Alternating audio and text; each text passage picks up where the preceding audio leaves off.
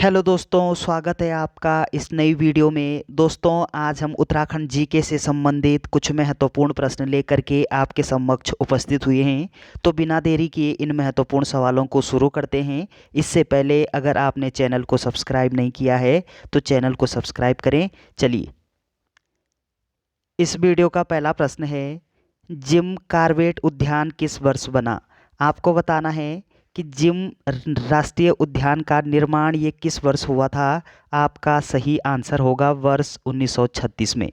तो जिम राष्ट्रीय जो उद्यान है, इसका गठन कब हुआ, इसका निर्माण कब हुआ? 1936 में। इसका जो नाम है वो हैली नेशनल पार्क नाम से इसका क्या गठन हुआ था। और 1957 में, कब ध्यान रखिएगा, 1957 में इसका नाम चेंज कर दिया गया है और रामगंगा नेशनल पार्क रखा गया था। और वर्तमान समय में इसको कॉर्बेट नेशनल पार्क के नाम से जानते हैं। पहले इसको जिम कॉर्बेट उद्यान बोलते थे और वर्तमान समय में इसको किस नाम से जानते हैं? कॉर्बेट नेशनल पार्क नाम से जानते हैं। तो चलिए, ऑप्शन बी यहाँ पे सही दिया गया है। अगला प्रश्न है, निम्नलिखित में से कौन सा वन्यजीव परियोजना उत्तराखंड राज्य के अंतर्गत नहीं आती? तो आपका सही आंसर होगा कि उत्तराखंड राज्य के अंतर्गत कौन सी परियोजना नहीं आती है।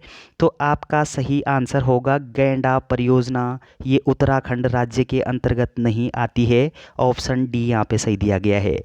कस्तूरी मृग परियोजना ये उत्तराखंड के अंतर्गत आती है। बाघ परियोजना उत्तराखंड के अंतर्गत आती है। हाथी परियोजना उत्तराखंड के अंतर्गत आती है। गैंडा परियोजना ये उत्तराखंड के अंतर्गत नहीं आती है। ऑप्शन डी यहाँ पे सही दिया गया है। चलिए, अगला प्रश्न है कि चिपको आंदोलन किस से संबंधित था?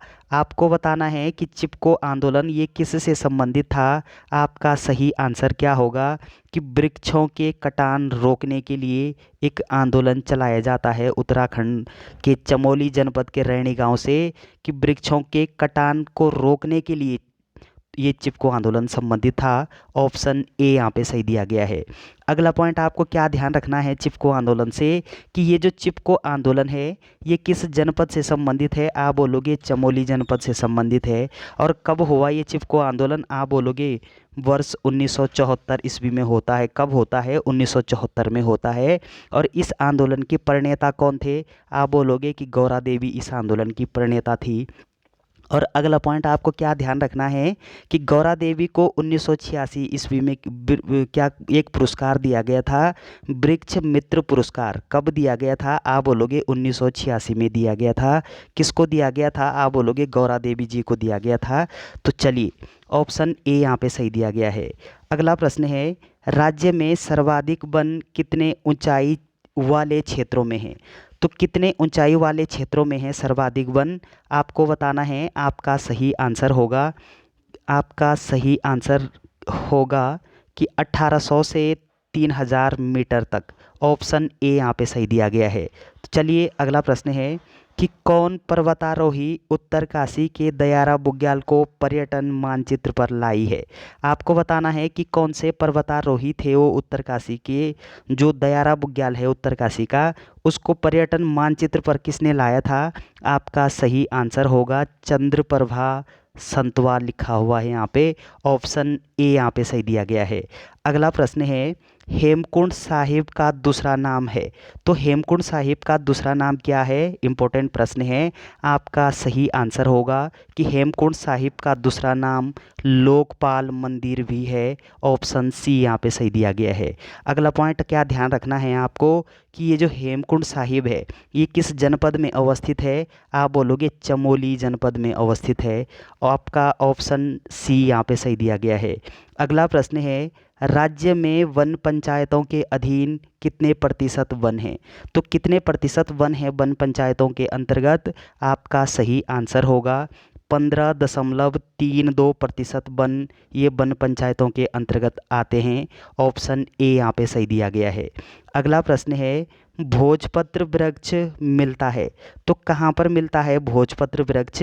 आपका सही आंसर होगा कि भोजपत्र नामक जो वृक्ष है ये हिमालय में मिलता है। ऑप्शन बी यहाँ पे सही दिया गया है।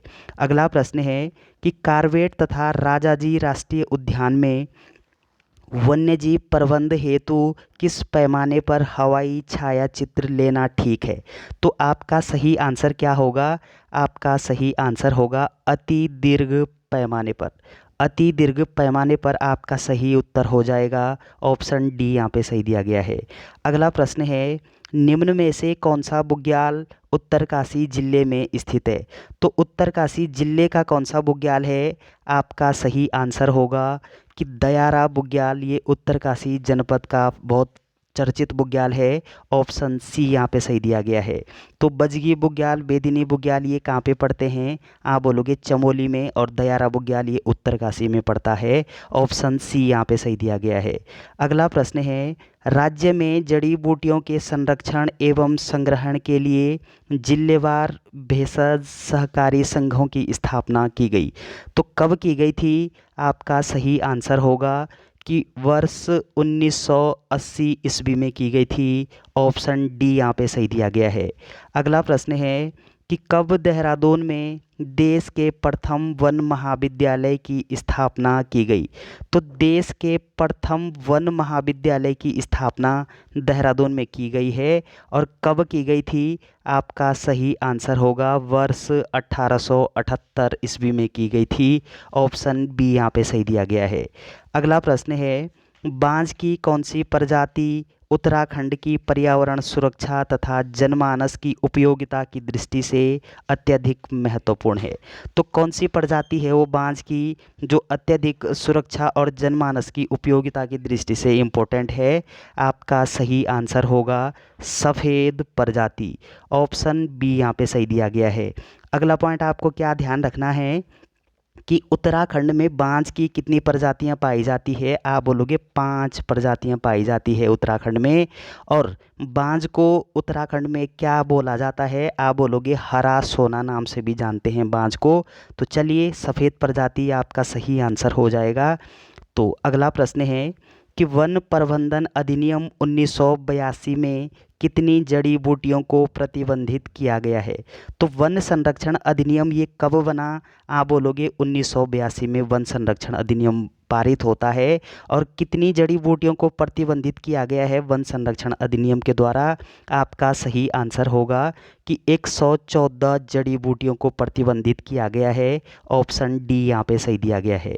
अगला प्रश्न है, राज्य में जड़ी बूटियों के संग्रहण का कार्य सर्वप्रथम सहकारिता विभाग द्वारा शुरू किया गया। तो सहकारिता विभाग द्वारा कब किया गया था शुरू? आपका सही आंसर होगा 1972 ईस्वी में। ऑप्शन डी यहाँ पे सही दिया गया है। और 1972 में सॉरी 1900, एक ध्यान रखना आपको कि 1973 में क्या होता है? 1973 में कि टाइगर प्रोजेक्ट की शुरुआत होती है। कब? 1973 में होती है। और 1972 में क्या होता है कि जड़ी बूटियों के संग्रहण का कार्य सबसे पहले सहकारिता विभाग ने क्या किया था? शुरू किया था। तो ऑप्शन डी यहाँ पे सही दिया गया है। अगला प्रश्न है, किस वर्ष वृक्षों की कटाई के विरुद्ध टिहरी के भिलंगना क्षेत्र में रक्षा सूत्र आंदोलन चला था? आपको ध्यान रखना है कि रक्षा सूत्र आंदोलन ये किस से संबंधित है? आप बोलोगे वृक्षों की कटाई से संबंधित है। और कहाँ पे चला था ये आंदोलन? तो टिहरी के भिलंगना क्षेत्र में चला था। और कब चला था? किस वर्ष चला था? आपका सही आंसर होगा वर्ष 1994 ईस्वी में। ऑप्शन बी यहाँ पे सही दिया गया है। अगला प्रश्न है, किस आंदोलन में केवल अविवाहित युवतियां ही शामिल होती है? तो किस आंदोलन में होती है अविवाहित युवतियां शामिल? आपका सही आंसर होगा मैती आंदोलन में। तो मैती आंदोलन आपका सही उत्तर हो जाएगा। अगला पॉइंट आपको क्या ध्यान रखना है कि मैती आंदोलन के प्रणेता कौन हैं? आप बोलोगे कल्याण सिंह रावत, ये मैती आंदोलन के प्रणेता हैं। ऑप्शन ए यहाँ पे सही दिया गया है। अगला प्रश्न है, गढ़वाल का दानवीर कहा जाता है। तो गढ़वाल का दानवीर किसको बोलते हैं? आपका सही आंसर होगा घनानंद खंडूड़ी को गढ़वाल का दानवीर नाम से भी जानते हैं। ऑप्शन ए यहाँ पे सही दिया गया है। अगला प्रश्न है, किस आंदोलन का प्रारंभिक नारा हिमपुत्रियों की ललकार वन नीति बदले सरकार, वन जागे वनवासी जागे था। तो किस आंदोलन का नारा था ये? आपका सही आंसर होगा कि चिपको आंदोलन का नारा था। ऑप्शन ए यहाँ पे सही दिया गया है। तो चलिए अगला प्रश्न है, राज्य की प्रथम महिला फिल्म निर्देशिका है। तो राज्य की पहली महिला फिल्म निर्देशिका कौन थी? आपका सही आंसर होगा शालिनी शाह। कौन थी? शालिनी शाह। ऑप्शन सी यहाँ पे सही दिया गया है। अगला प्रश्न है, राज्य में पौधरोपण नीति कब लागू की गई? तो कब लागू हुई पौधरोपण नीति राज्य में उत्तराखंड में? आपका सही आंसर होगा 6 जून 2006 को। ऑप्शन सी बी यहाँ पे सही दिया गया है। अगला पॉइंट आपको क्या ध्यान रखना है कि राज्य में पौधरोपण नीति ये सबसे पहले किस क्षेत्र में लागू होती, किस स्थान पर लागू हुई थी, कहाँ से प्रारंभ किया गया था इसका? आप बोलोगे कि पौड़ी गढ़वाल के श्रीनगर से शुरू हुई थी 6 जून 2006 को। और राज्य उत्तराखंड जो राज्य है वो पौधरोपण नीति में ये पहली बार किस राज्य में लागू होती है? आप बोलोगे उत्तराखंड में होता है 6 जून 2006 को। तो चलिए आपका सही उत्तर ऑप्शन बी यहाँ पे सही दिया गया है। अगला प्रश्न है, गणरत्न सम्मान दिया जाता है। तो गणरत्न सम्मान ये किस क्षेत्र में दिया जाता है? इम्पोर्टेंट प्रश्न है, ध्यान रखिएगा। आपका सही आंसर होगा कि गणरत्न सम्मान ये पर्यावरण क्षेत्र में प्रदान किया जाता है। ऑप्शन ए यहाँ पे सही दिया गया है। अगला प्रश्न है कि फॉरेस्ट स्कूल ऑफ देहरादून का नाम इंपीरियल फॉरेस्ट स्कूल कर दिया गया। तो कब कर दिया गया है इंपीरियल फॉरेस्ट स्कूल? आपका सही आंसर होगा कि 1884 ईस्वी में। ऑप्शन सी यहाँ पे सही दिया गया है। अगला प्रश्न है कि एडगुरु के नाम से प्रसिद्ध हैं। तो एडगुरु के नाम से कौन प्रसिद्ध हैं? आपका सही आंसर होगा कि परसून जोशी। परसून जोशी ये एडगुरु नाम से भी प्रसिद्ध हैं। ऑप्शन ए यहाँ पे सही दिया गया है। अगला प्रश्न है, किस पौधे के बीज से तेल निकालकर भोटिया लोग खाते हैं? तो भोटिया लोग किस पौधे के बीज से तेल निकालते हैं? आपका सही आंसर होगा कि भैंकल नामक जो पौधा है उस भैंकल नामक पौधे के बीज से ये भोटिया जनजाति के लोग क्या करते हैं? तेल निकालते हैं और उस तेल का उपयोग करते हैं। ऑप्शन सी यहाँ पे सही दिया गया है। अगला प्रश्न है, निम्न में कौन राज्य में पशु चारा उपलब्ध कराने वाला वृक्ष है? तो राज्य में पशु चारा उपलब्ध कराने वाला वृक्ष कौन सा होगा? आपका सही आंसर है बांज वृक्ष। और बांज वृक्ष को उत्तराखंड में किस नाम से जानते हैं? आप बोलोगे हरा सोना नाम से बांज को जानते हैं। तो ऑप्शन बी यहाँ पे सही दिया गया है। और बांज की उत्तराखंड में कितनी प्रजातियाँ पाई जाती है? 5 प्रजातियाँ। और पशु चारा के लिए ये जो 5 प्रजातियां हैं तो इनका उपयोग किया जाता है। और सर्वाधिक जो प्रचलित जो प्रजाति है बांज की वो सफ़ेद बांज है। ऑप्शन बी यहाँ पे सही दिया गया है। अगला प्रश्न है, निम्न में कौन सा पौधा एनीमिया रोग का नाशक है?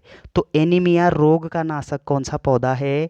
आपका सही आंसर होगा कि एनीमिया रोग का नाशक ये बिच्छू या कंडाली का पौधा है। ऑप्शन बी यहाँ पे सही दिया गया है। अगला प्रश्न है, गढ़वाल क्वीन कहा जाता है। तो गढ़वाल क्वीन किसे कहा जाता है? इम्पोर्टेंट प्रश्न है। आपका सही आंसर होगा कि नीलकंठ पर्वत को गढ़वाल क्वीन कहा जाता है। ऑप्शन ए यहाँ पे सही दिया गया है। अगला प्रश्न है, उत्तराखंड का मनोवैज्ञानिक कवि कहा जाता है। तो उत्तराखंड का मनोवैज्ञानिक कवि किसको कहा जाता है? आपका सही आंसर होगा इलाचंद जोशी को उत्तराखंड का मनोवैज्ञानिक कवि नाम से भी जानते हैं। ऑप्शन ए यहाँ पे सही दिया गया है। अगला प्रश्न है, भारत और किस अन्य देश के साथ महाकाली नदी संधि है? तो महाकाली नदी संधि ये भारत और अन्य किस देश के साथ है? आपका सही आंसर होगा नेपाल के साथ। ऑप्शन ए यहाँ पे सही दिया गया है। अगला प्रश्न है कि दक्षिण गढ़वाल का गढ़ केसरी किसे कहा जाता है? तो दक्षिण गढ़वाल पूछा गया है आपसे कि दक्षिण गढ़वाल का गढ़ केसरी किसको बोलते हैं? आपका सही आंसर होगा केसर सिंह रावत को। तो दक्षिण गढ़वाल का गढ़ केसरी केसर सिंह रावत जी हैं। ऑप्शन ए यहाँ पे सही दिया गया है। तो चलिए दोस्तों, वीडियो अगर आपको अच्छी लगती है तो चैनल को सब्सक्राइब करना ना भूलें। Thanks for watching.